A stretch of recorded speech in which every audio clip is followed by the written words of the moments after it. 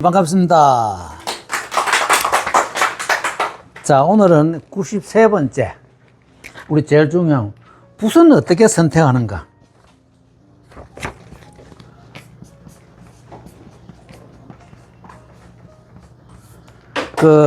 우리가 보통 붓도 하면 붓필자만 쓰잖아요.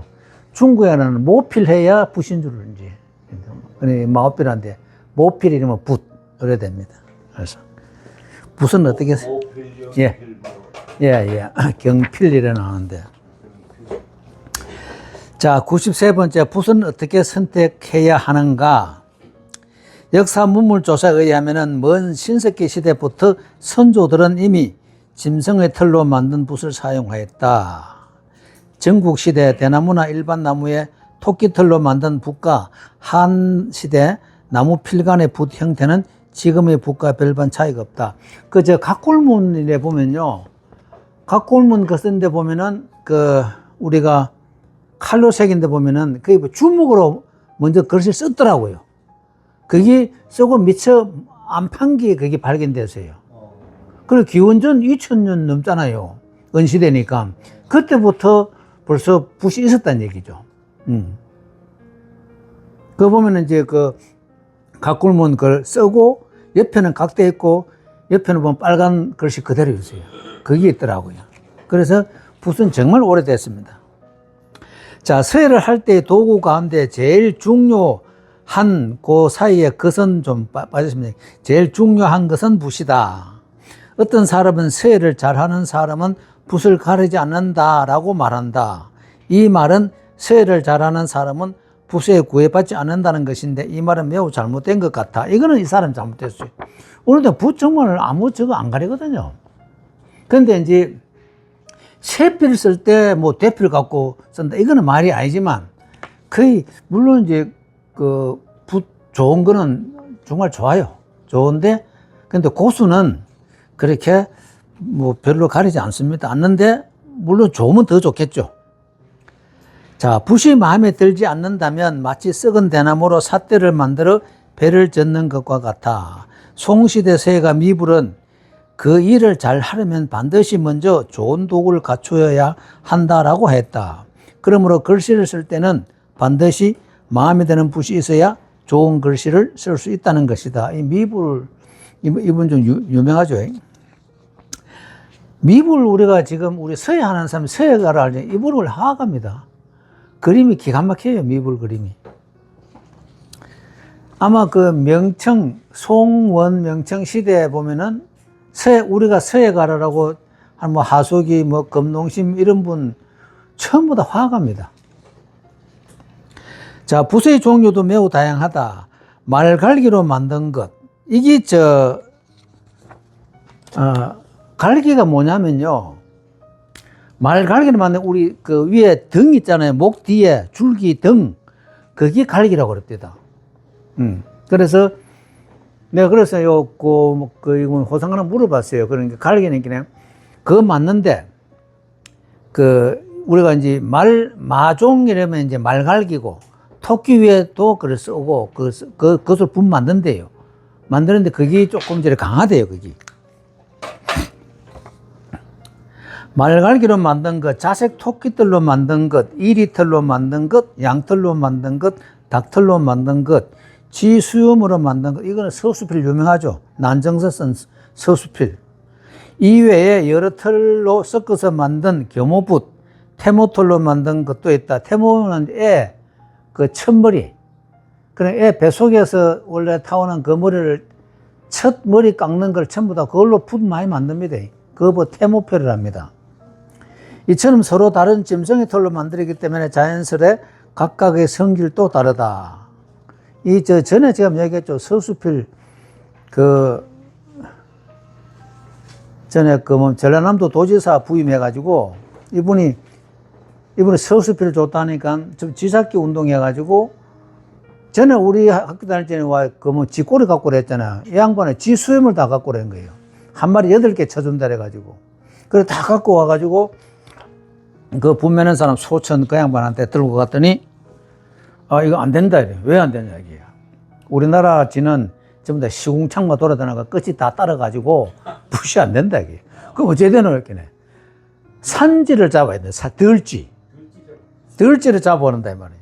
그 덜지를 어째 잡아요? 그래, 이 양반이 할 수 없어가지고, 덜지 한 마리 잡으면 돈 얼마 준다 하고 그래가지고, 붓을 이제 그 틀을 모아 분매를 갔더니, 요란한 작은 무면에 그때 당시에 80년도입니다. 그때 당시에 200만 원 줬대요. 붓 한 자루 매는데. 그 지금 같으면 한 2천만 원 가겠죠, 붓 한 자루가? 매는 값만 그렇다. 그렇지, 매는 값만.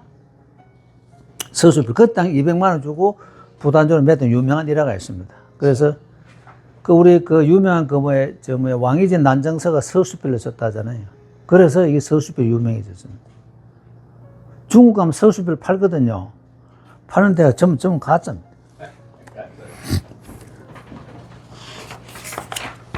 다음 페이지요. 자, 짐승털의 성질을 나누어 보면, 짐승의 갈기 아까 이제 목 뒤에 그 털입니다. 쥐의 수염, 서수필이 가장 강하고, 자색 토끼털이 그 다음이다. 이리털은 토끼털보다는 조금 더 부드러운 편이다.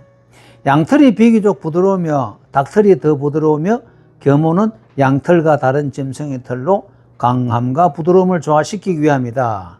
태호는 태호는 현대에만 있는 것으로 갓 태어난 아이의 첫 머리털로 만든 것으로 비교적 부드러운 편에 속한다. 모필의 성능으로 나누어 볼 때 강한 붓, 부드러운 붓, 그리고 겸호 등 세 가지로 구분할 수 있다. 양털도 제가 전에 밑에 호산관장 중국 가서 그때 붓 공장 했거든요. 그때 가니까 직원이 60명 넘었어요. 엄청 크게 했어요. 엄청 크게 했는데, 그때 같이 이제 털 사러 한번 같이 가봤는데요. 엄청 비쌌어요. 상상 못할 정도로. 그래, 그때 털 사와가지고 붓을면 그때 당시에 우리가 붓 한 자루 30만 원 주고 샀어요. 한 16호 요렇게밖에 안 되는데. 그때 당시에 그 털로 만드는, 그 붓 아주 저한테 있습니다. 뭘로 만드는데? 그 양털인데, 거기, 세광모인가 이름이, 세광모 맞을 거예요. 세광모. 제가 기억하는데, 지금은 이제 그런 털이 없다 그러더라고요. 없는데, 양 겨드랑이 쪽에 어디 난대요.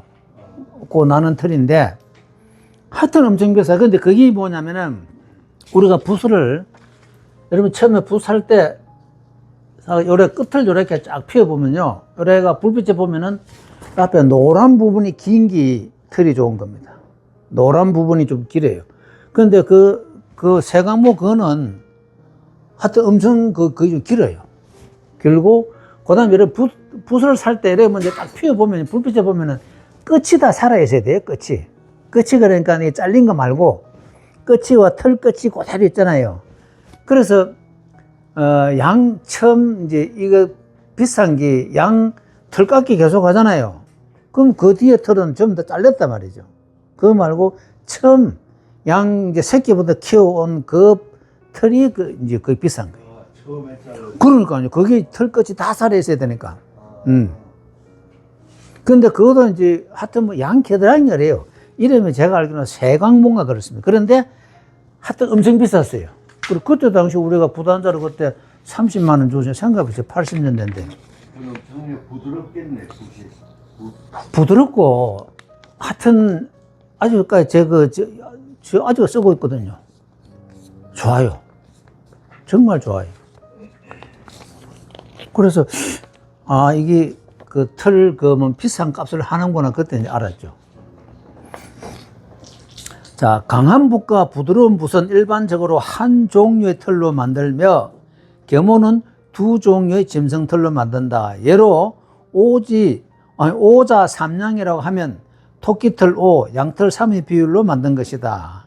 강한 털은 성질이 굳세어 탄성이 비교적 강한 것으로 일반적으로 이리털, 쥐수염, 돼지 갈기털, 산 토끼털 등이다. 부드러운 털은 성질이 유연하여 탄성의 폭이 비교적 크고 일반적으로 양털이나 산양털 혹은 닭털로 만든다. 겸호의 특징은 강하고 유한과 탄성이 모두 딱딱함과 부드러움 사이의 것인데 흔히 볼 수 있는 것은 산토끼 털과 양털을 합하여 만든 것이 자양호필이다. 다음에 그 뭡니까 두 회장님 그 개인전할 때 닭털붓을 한번 또 사용해 보는 게 괜찮습니다. 예, 그거는 닭털이 이게 털이 여기 저거 한 개짜리 없잖아요. 좀 넉넉하잖아요. 닭털이 그죠? 그걸로 갖고 붓 만들어놨는데 그냥 글자 뭡니까 뭐 해서 쓴다 이건 안 돼요. 쓸 수가 없죠. 뭐 이 말이 넓적하니까 그런 행서를 쓰면 그런 대로 또 맛을 좀 냅니다. 행서를. 밑에 닭털로 만드는 거 본 적 있어요? 전에 있을걸요. 전에 저도 어디 그 집에 있을 거예요. 닭털로 만든 털이. 지금은 있는지 모르겠어요. 모필은 붓끝의 길이에 따라 나누는데 장봉, 중봉, 단봉 등 세 종류로 구분된다. 장봉은 필봉이 길고 부드러우며 먹물을 많이 묻힐 수 있고 단봉은 필봉이 짧고 강하여 먹물을 적게 묻히고 중봉은 이 두 가지 중간 정도이다. 근데 우리가 지금서는 자꾸 장봉을 쓰라 하는 게 장봉을 왜냐면은 이게 장봉은 이제 이게 호가 길단 말이죠, 이렇게. 그럼 우리가 보통 이제 여러분 요거 할 적에 우리 앞에 호가 있을 때 요 반을 나누면은 뒤는 부호라 그래, 부호. 앞을 전호라 그리고 앞을 요걸 또 세 등분 나눠요. 그리고 1분필, 2분필, 3분필 이러거든요. 그러면 우리가 이제 만약에 16호, 16mm 부서로 1분필로 글 써라. 딱 이러면 글 굵기가 나오잖아요. 그러면 요 굵기다 말이죠. 요 핵의 굵기다 말이에요. 요 굵기. 최대가. 그럼 2분필이면 이거고. 그래서 우리가 보통 장천비 같은 경우에는 1.5 2분필이라 그래요. 장천비는 2분필이다. 선왕비와 마찬가지. 예기비는 1분필이다 그래요. 예기비는 1분필로 썼다고 그래요. 그래서 우리가 만약에 이제 무슨 뭐 글 크기 정할 때 2분의 1지에 16자를 쓰는데 2분필로 써온나? 그럼 글자 굵기가 정해진다 이 말이죠. 몇 호 가지고 몇 분필로 써라. 그럼 우리가 보통 여기가 붓이 있을 때 전호만 거의 사용하지 부호는 먹 저장고입니다. 그래서 길어야 먹 저장을 할 수 있단 말이죠.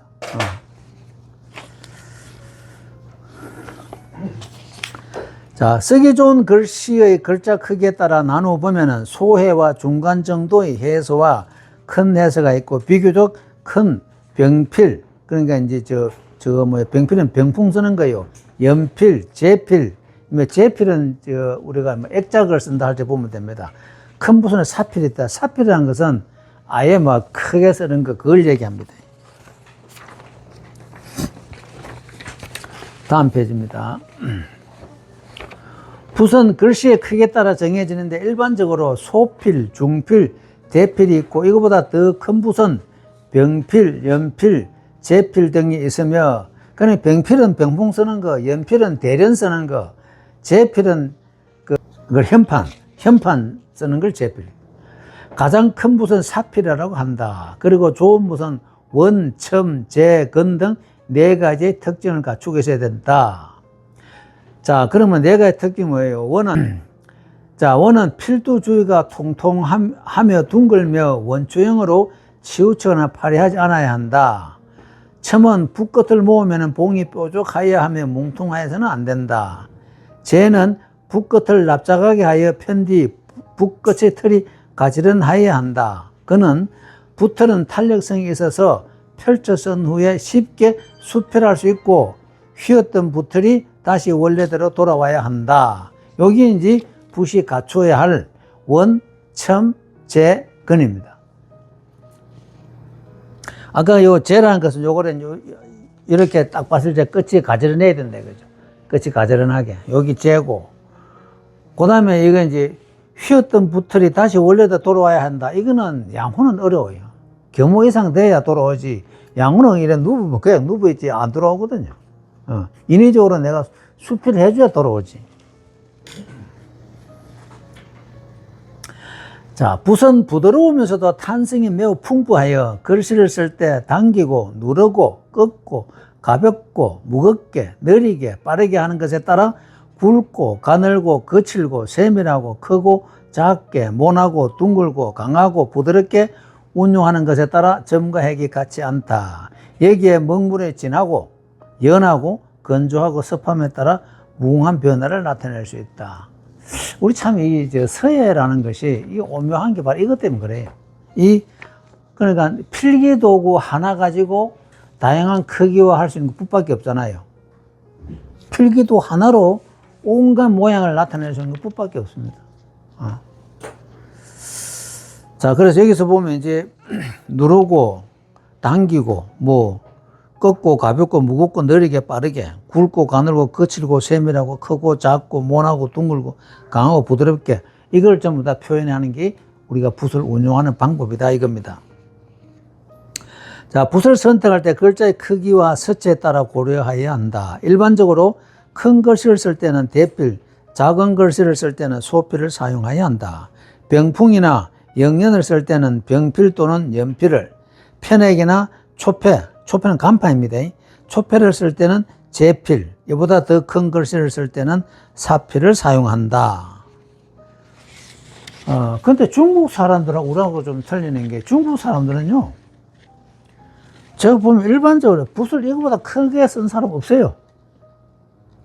전부 이거보다 작은 거 가지고. 근데 이걸 이제 붓 같은 거 다 써요, 이렇게. 그러니까 중국 사람들 그래서 중봉이라는 개념도 없어요. 그냥, 뭐라면, 우리 흔히 쉽게 좀 나쁜 말로 하면 그냥 문대? 예, 그래가 글쓰는 게 많더라. 하여튼 큰 붓을 뭐, 그 다음에, 만약에 이제 좀 큰 걸 내게 썼다. 그럼 옆에 자기 이름 쓸 때는 또 이거보다 더 작은 붓 갖고 또 이래 쓰고. 그러니까, 우리하고 조금 이제 차원이 좀 틀립니다. 이거 싶은데. 왜 그렇게? 중국 사람들은 우리는 이걸 좀 예술적으로 해서 중국 사람들은 필사의 목적이 있거든요. 그래 볼펜 다루듯이 해야 되는 필사의 목적이니까 큰 붓이 필요 없다는 얘기죠. 글씨를 쓸 때 모난 부분을 명확하게 할 때는 강한 붓으로, 풍만하고 원숙하며 매끄럽게 쓸 때는 부드러운 붓으로, 꿋꿋한 글씨를 쓸 때는 단봉으로, 유창하면서도 자유분방한 행서나 초서를 쓸 때는 양호의 장봉으로, 핵이 굵고 호방한 큰 글씨를 쓸 때는 유연한 대필로, 정교하고 세밀한 소해를 쓸 때는 강한 호의 붓이나 겸호의 작은 붓이 알맞다. 여러분들 그 소해, 아주 작은, 그러니까 3cm 이내 소해 쓸 때는, 여기는 중국 가면은 옆에는, 겉에는 양털로 하고 안에 토끼털로 사는 붓이 있어요. 그게 참 좋더라고요. 토끼털로, 속은 토끼털, 겉은 양털. 그래 하는 게 그게 참 좋더라고요. 근데, 자, 물론 때로는 자신의 습관에 의해 한 종의 붓을 선택하여 사용할 수 있다. 다만 초학자에게는 완력과 필력을 단련하기 위해서는 부드러운 붓으로 쓰는 것이 비교적 적당하다. 한시대 서예가 채용은 붓이 부드러우면 귀한 맛을 낼 수 있다라고 했는데 이 점은 매우 일리가 있는 말이다. 나는 어떤 선생님들이 학생들에게 글씨를 가르치면서 강한 붓을 쓰라고 하는데 이것은 타당하지 않으므로 바로 잡아야 한다. 그렇지 않으면 학생들은 장차 좋은 글씨를 쓰기가 매우 어렵다고 생각된다. 여러분, 왜냐하면 이게 약간 호 강한 게 우리 글쓰기 참 편하거든요. 요즘, 그래서 그 사군자 붓으로 사람들이 많이 써요. 사군자가 붓이 좀 겸호거든요. 만약 처음부터 부드러운 붓이나 혹은 양호의 장봉으로 쓰게 한다면 완력을 기르는 데 도움을 줄 뿐만 아니라 앞으로 행서나 초서를 쓸 때도 큰 도움이 될 것이다. 이것은 습관적으로 부드러운 붓을 사용하면 이후에 강한 붓을 사용하여도 매우 가볍게 느껴지고 강한 붓을 사용하기 시작하면 이후에 부드러운 붓을 사용하기가 매우 어렵다는 느끼게 될 것이다. 그래서 처음부터 여러분들이 양호를 써나가는 까닭이 이게 있습니다. 양호를 써야 다음에 강호도를 쓸 수 있는데 처음부터 강호를 써놓으면은 다음에 양호서라면 양호를 못 씁니다. 왜냐, 붓이 뭐 누우면 이래 쓸 수가 없거든요. 새로운 붓을 사용할 때 주의할 점은 새 붓은 악효 성분이 있으므로 찬물이나 따뜻한 물로 천천히 불어서 사용해야 한다. 끓인 물을 사용하면 붓의 탄력성이 훼손된다. 그 다음 붓을 보관할 때는 글씨를 쓴 후에 깨끗한 물에 헹구어 먹물이 남지 않게 한다. 먹물에는 악효 성분이 함유되어 있으므로 그대로 장기간 보관하며 붓의 성능도 저하되고 수명에도 영향을 준다. 붓을 깨끗이 씻은 후 덮개를 사용하지 말고 붓거리에 걸어 두는 것이 좋다. 그러니까 이제 붓을 여러분들 붓은 붓은 이것저것 자기 써봐야 됩니다. 자기 써보고 선택해야지. 뭐 어느 붓이 좋다. 왜냐하면 이게 사람 손으로 만드니까 어떻게 뭐 적이 없어요. 막 기계로 만드는 것도 이 제품이 똑같은데 그건 사람 손으로 만드니까 어쩔 수 없어요. 그래서 어떤데 우리는 옛날에 그랬어요. 어디 붓 하나 이래 사보고 좋으면은 몽땅 샀어요. 100짜리, 200짜리고. 그래 나누고 쓰고 했거든요. 뒤에 이게 붓 잘 나온다 보장도 없고, 그 다음에 그런 털도 구하기 어렵고. 그래서 붓을 여러분들 선택할 때 이러한 기준으로 선택하면은 괜찮을 것 같다 싶습니다. 여기에 대한 질문사항이 있습니까?